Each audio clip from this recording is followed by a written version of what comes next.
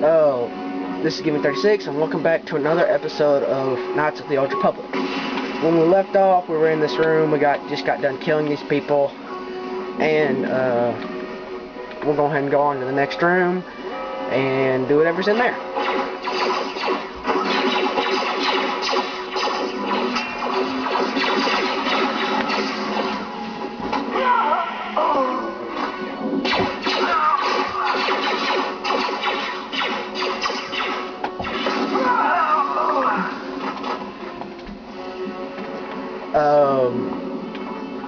Wow, those guys got screwed over.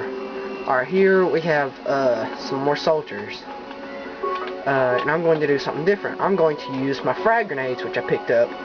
Which, frag grenades, of course, go boom. I like things that go boom. So I'm going to throw a couple frag grenades and pretty much go on.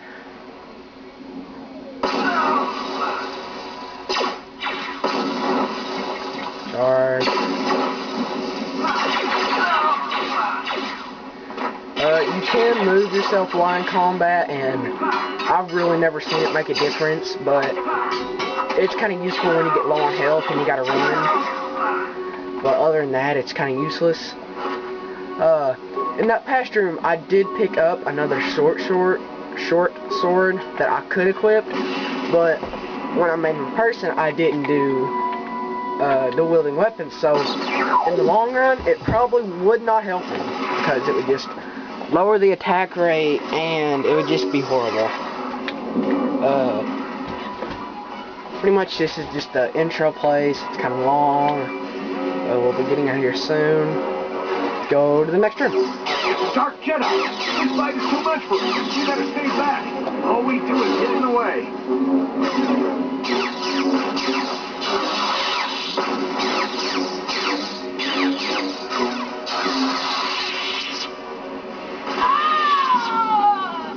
That was one of the Jedi accompanying Bastila. Damn, we could have used her help. That is one of my favorite cutscenes of this beginning, because it changes every time. I have never played this game and haven't been the same. Every time, the Light Jedi will either kill the Dark Jedi a different way, or they'll both die in the explosion. It just depends, and it cracks me up every time. Let's go ahead and get this battle ready. I probably won't assign my partner skills, because usually they do pretty good on their own. And really, it's just this whole intro place is pretty much all the same. Just fight a couple soldiers every now and then, and just go along our merry way. The bridge. It's if you were using blasters, you couldn't use blasters here. But what I love to do is just come in here and start swinging like mad.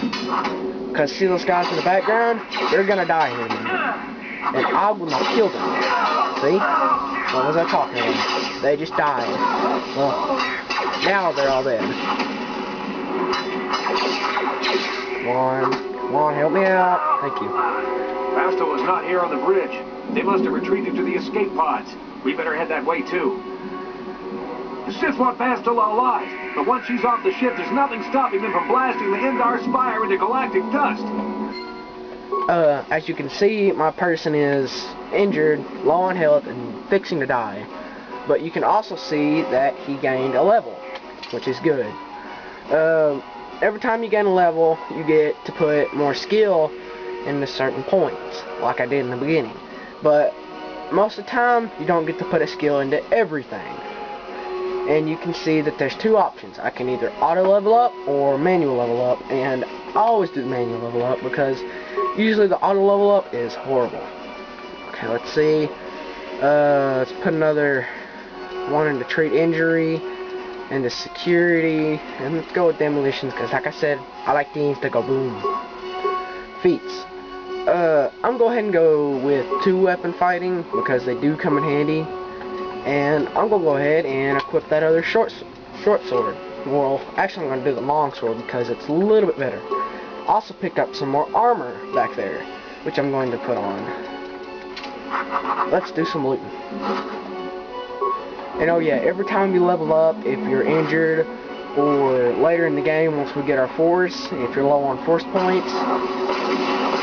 Every time you level up, it does restore both of them. So it does come in handy quite a bit when you're in a big battle and you're fixing to die and you level up. It comes in handy.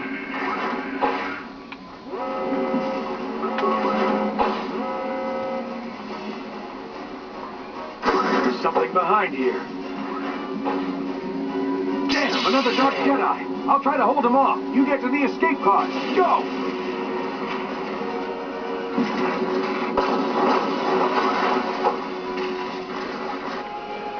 And if you haven't noticed by now, this game does have language in it. It's not that bad, but it does say a couple words every now and then.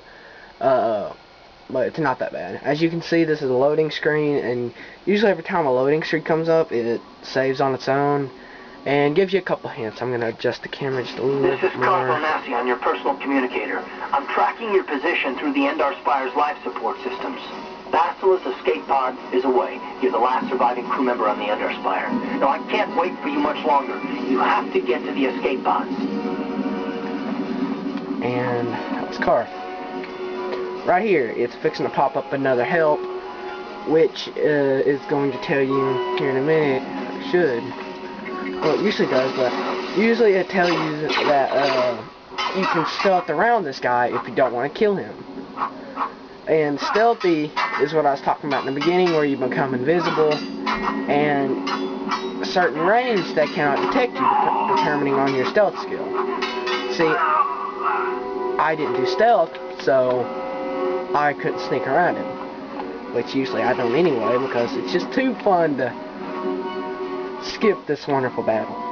Right up here, I believe we're fixing to get to do I don't know if it's the next room, but here in another room or two, we got one or two options, and we'll see these once we kill these guys. As you can see, my hit chance has gone down just a little because of my dual wielding, because I'm not trained really good in dual wielding, and it'll do that. If I was to take off one of the weapons, it would go up, but I wouldn't do as much damage. There's a whole squad of Sith troopers on the other side of that door. You need to find some way to thin their numbers. You could reprogram the damaged assault droid to help you, if you have enough repair parts. Or you could use computer spikes to slice into the terminal and use the Endar Spire's security systems against the Sith. Like you just explained, two of the options. Me personally, I like doing the combat droid, but if you don't, you get to shock all the troopers into this room. We got some options. This is the first computer terminal that you'll meet. One of the many we will meet, because there are literally probably thousands of these things that help you along your quest, make you where you can turn stuff off, skip stuff, kill things. It's just handy. You've got three options. You can do the terminal tutorial, or you could just view the transport module or log out. I'm going to view the starboard transport module. As you can see, there's a room full of Sith. Let's make them fried chicken. Computer overload power conduit, 3 spikes. This is what I was talking about, where you use those spikes, and normally if I didn't have a very good computer use skill, which I really don't, it would cost me 6 of my 6 computer spikes. But since it's okay, it only cost me 5, so let's go ahead and do this and watch them become fried chicken.